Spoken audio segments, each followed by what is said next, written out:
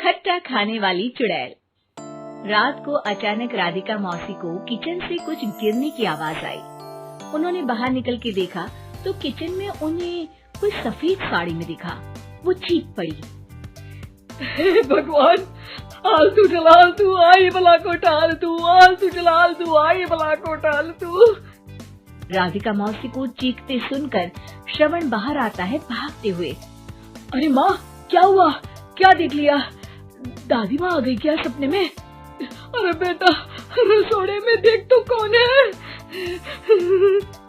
श्रवण रसोड़े में झांक कर देखता है और उसे कोई नहीं दिखता अंदर। अब रसोड़े में तो कोई नहीं है माँ। कोई सफेद साड़ी में नहीं है क्या? नहीं माँ, कोई भी नहीं है। चिल्लम चिल्ली की आवाज सुनकर काजल भी वहाँ आ जाती है। अब क्या हो गया माँ जी? अरे बेटा, रसोड़े में एक चुड़ैल थी सफेद साड़ी में। अरे क्या कर रही थी वो अंदर? अरे बताया नहीं, कल आएगी ना तो पूछ लूंगी। चुड़ैल जी, आपका क्या प्लान है? माँ जी, रात बहुत हो गई है, आपने कोई बुरा सपना देखा होगा, चलिए सो जाइए। राधिका मौसी सोने तो चली जाती है पर उनको रात भर नींद ही नहीं आती। वो कुछ भी उलझुल बातें सोचने लगती है। कहीं चुड़ैल की वजह से तो घर में टेंशन नहीं हो रहा, कहीं उसी की वजह से तो वो दादी नहीं बन पा रही। सुबह जब राधिका मौसी रसोड़े में छानबीन करती है तो पाती है कि नींबू का अचार गायब है। चुड़ैल नींबू का अचार ले गई, मुझे तो ठीक नहीं लग रहा कुछ। चुड़ैल को भी पता है कि जिंदगी का असली मजा तो खट्टे में ही है। राधिका मौसी झट से श्रवण को फोन कर देती है। बेटा, मुझे समस्या समझ में आ गई है, हमें एक तांत्रिक की जरूरत है। अरे क्या बोल रही हो माँ, तांत्रिक की क्या जरूरत है? आप पूजा पाठ तो कर ही रही हो ना। आलतू जलालतू मंत्र सारे फालतू जैसे कुछ मंत्र पढ़ो, चली जाएगी अपने आप चुड़ैल। अरे नहीं बेटा, कभी चुड़ैल को कम नहीं समझते। अरे तुझे पता भी नहीं चलेगा कि कभी वो छल करके काजल की जगह घर की बहू खुद बन जाएगी।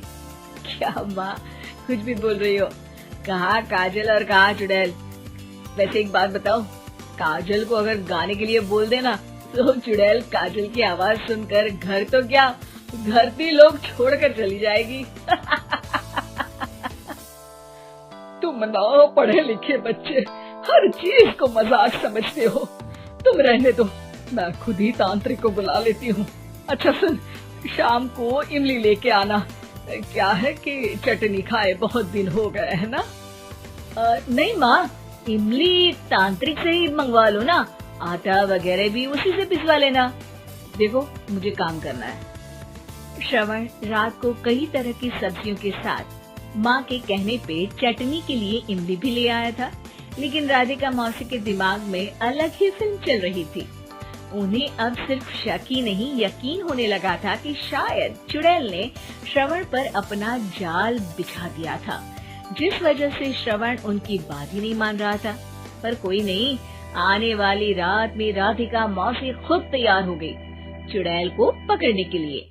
रुद्राक्ष की माला, तुलसी का पत्ता, हनुमान चालीसा सब हाथ के पास ही था, बस चुड़ैल का इंतजार था। और जैसा राधिका मौसी ने सोचा था वैसा ही हुआ। वो चुड़ैल उस रात भी आई, पर वो राधिका मौसी से तेज निकली और राधिका मौसी के उससे पकड़ने के पहले ही वो भाग खड़ी हुई। जरूर बहू पे साया है उस चुड़ैल का, तभी तो श्रवण के कमरे में गई है। और अगली सुबह राधिका मौसी पिछली रात हुए हमले में किन चीजों का नुकसान हुआ उसका हिसाब लगा रही थी। उनके खेमे से एक आम के अचार की शीशी भी गायब हो चुकी थी और वो इमली भी जो कल श्रवण लेकर आया था। राधिका मौसी इस बारे में सोच ही रही थी कि श्रवण जल्दी से रसोड़े में आकर दवाइयों की पोटली ढूंढने लगता है। अरे बेटा, क्या हो गया? अब माँ, वो काजल की तबीयत खराब है, बहुत घबराहट हो रही है उसे। हे भगवान, मैंने पहले ही कहा था कि तांत्रिक को बुला लेते हैं, पर नहीं। अब देखो, उस चुड़ैल ने काजल को अपने वश में करना शुरू भी कर दिया है। हालांकि श्रवण भूतों में विश्वास नहीं करता था, पर अब वो भी डर जाता है। और राजी हो जाता है एक तांत्रिक को बुलाने के लिए। कुछ ही घंटों में तांत्रिक आ जाते हैं और राधिका मौसी तांत्रिक जी को सब बता देती है। घोर संकट, घनघोर संकट, चुड़ैल को मारू जोर चाकट, ओम भट स्वाहा खटखा के आहा। अरे ये क्या मंत्र है? मेरे खुद के ओरिजिनल मंत्र है, कल रात को ही लिखे हैं, अच्छे लगे तो दाद चाहूंगा। एक और मंत्र सुनो। अर्ज किया है आब्राकडाब्रा, दिल्ली बम्बई आगरा, चंदा मामा सोबरले सुरन मामू जारा। ये मंत्र है? अरे कोई 40 वालीसा पढ़ो ना। वक्त कम है, 40 नहीं पड़ेंगे, 20-25 में काम चलाना पड़ेगा। अलग निरंजन जाके लंदन, मुफ्त का मंजान घिस मेरे नंदन। अरे जल्दी करो तांत्रिक जी, जल्दी करो। तांत्रिक अपने उल झलूल मंत्र पढ़ने लगता है। श्रवण को तांत्रिक पे शक होता है। वो अपने एक डॉक्टर दोस्त को कॉल कर देता है ताकि कोई अनहोनी हो तो इमरजेंसी में चीजें मैनेज हो जाए। तांत्रिक धुनी रमाता है, जिसकी वजह से कमरे में काफी धुआं हो जाता है और जिसकी वजह से बहू की घबराहट बढ़ जाती है। अब भागेगी चुड़ैल। हाँ। बहू खांसते हुए धुएं से बचने के लिए बाहर चली जाती है। अरे भाग रही है, भाग रही है। पीछे पीछे श्रवण भी जाता है। बहू एक सोफे पर बैठ जाती है।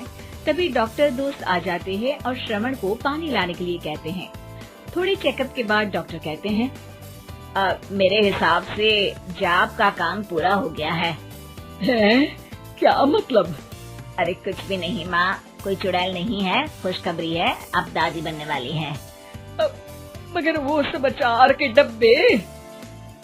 श्रवण दोनों अचार के डब्बे अपनी माँ को दिखाता है, जो कि उनके बिस्तर के नीचे छुपे हुए थे।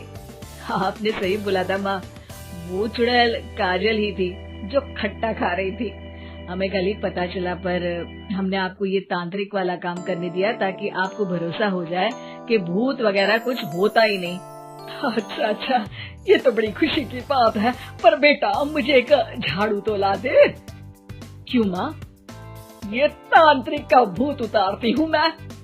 अब तांत्रिक राधा मौसी के डर से घर से भाग निकलता है और राधा मौसी उसके पीछे भागती है। अरे संकट ये घनघोर है, तांत्रिक मुआ चोर है।